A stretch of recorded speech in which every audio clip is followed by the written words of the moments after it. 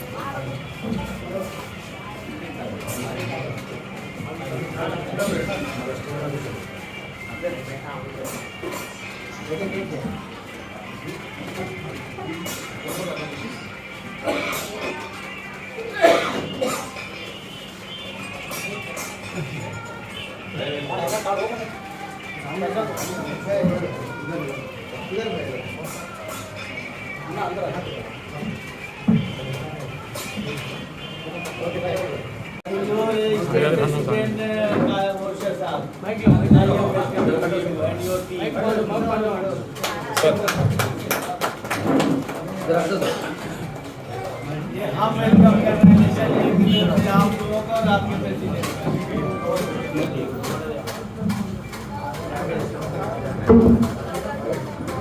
नूर भाई कहाँ है? नूर भाई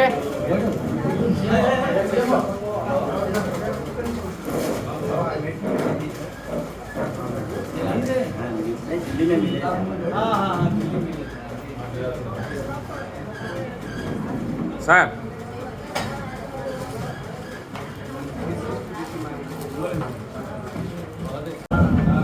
सामने बुला ले साहब। मजिद भाई हाजिर साहब बाजू पड़कर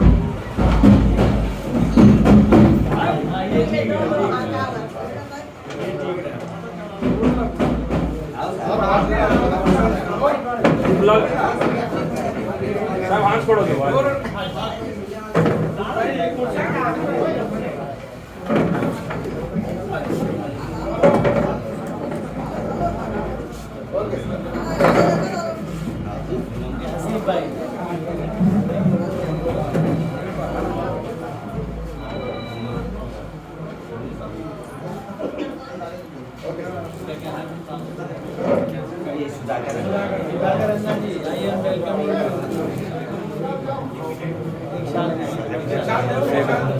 सम्मानों करने को ना बहुत मिंजो बोली थी प्रोग्राम कर रहा क्या कुछ उससे मैं तो नीचे मारना होगा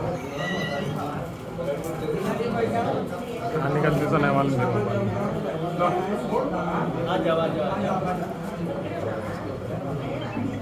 हाँ बेटा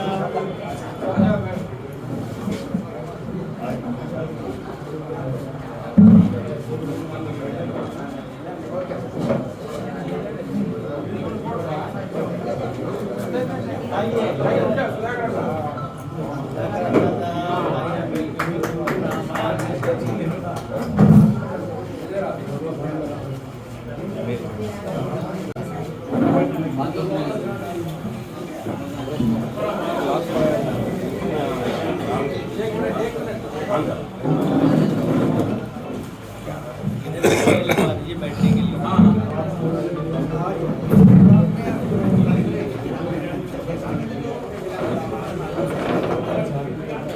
अब बैठ जाए क्या बैठ नेशनल प्रेसिडेंट भारत किसान union and national president and founder Hindustan उद्योग व्यापार मंडल।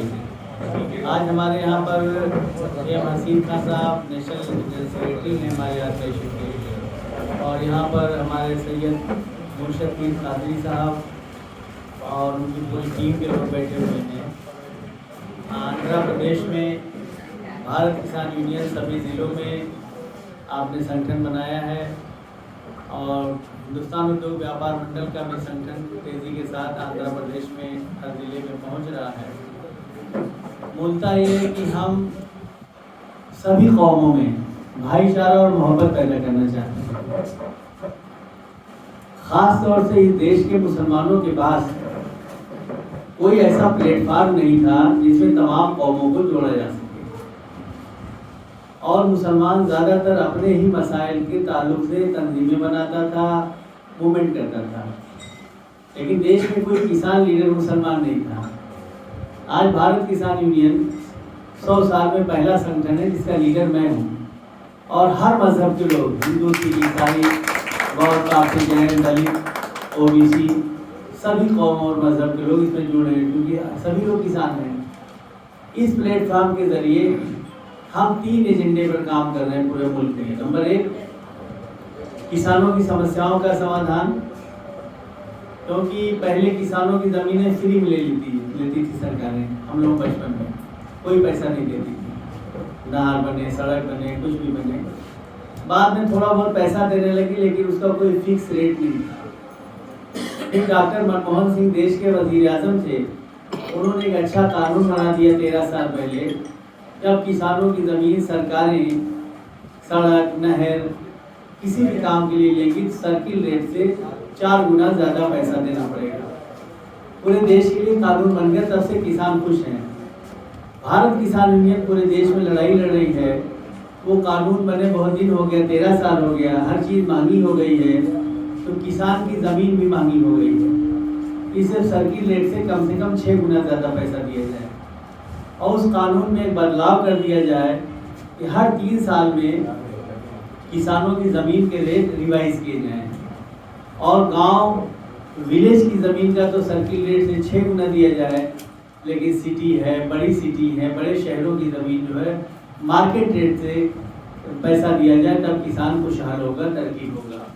दूसरा, अभी फसलों का रेट तय करने का कोई फार्मूला देश में नहीं बना है। जैसे ज़मीन का बन गया एक फार्मूला, लेकिन फसलों का रेट कैसे तय होगा उसका कोई फार्मूला पूरी कंट्री में नहीं बना है। हर स्टेट में अलग अलग एग्रीकल्चर मिनिस्टर और ऑफिसर्स की मर्जी पर रेट तय होते हैं, और पूरे देश में अलग अलग होता है।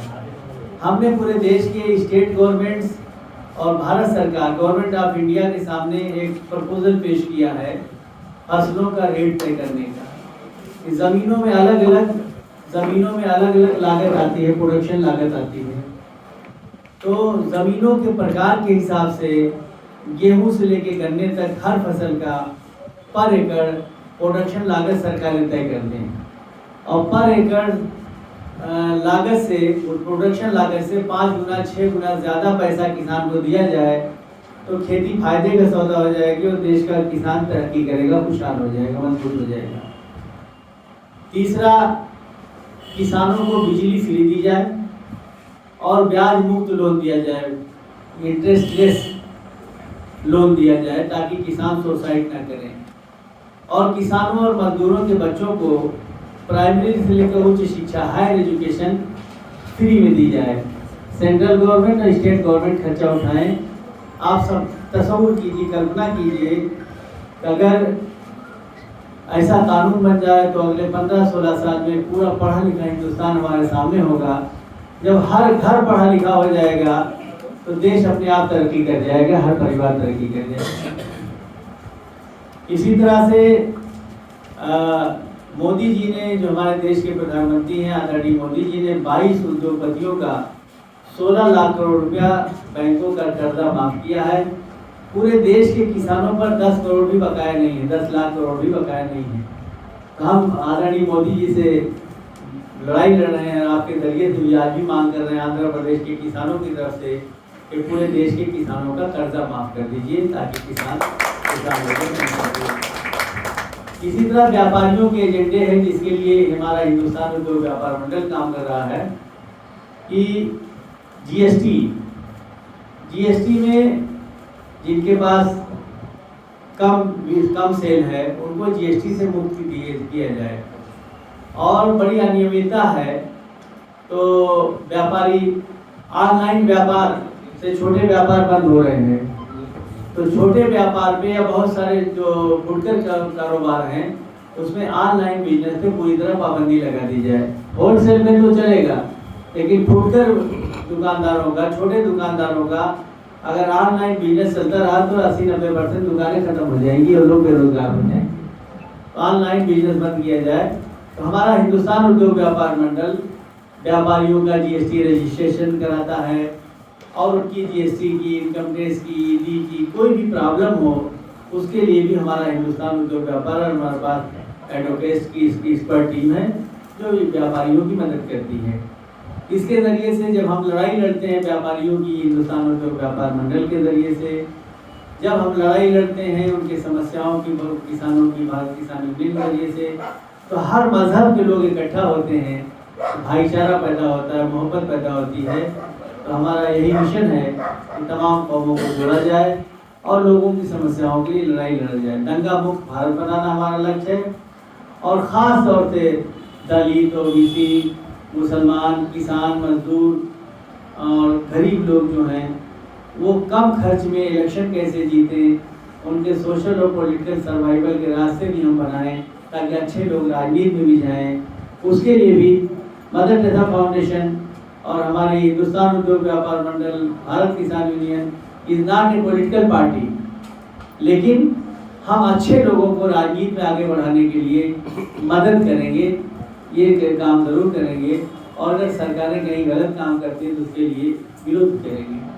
अभी एक एजेंडा नया आया है पूरे मुल्क में।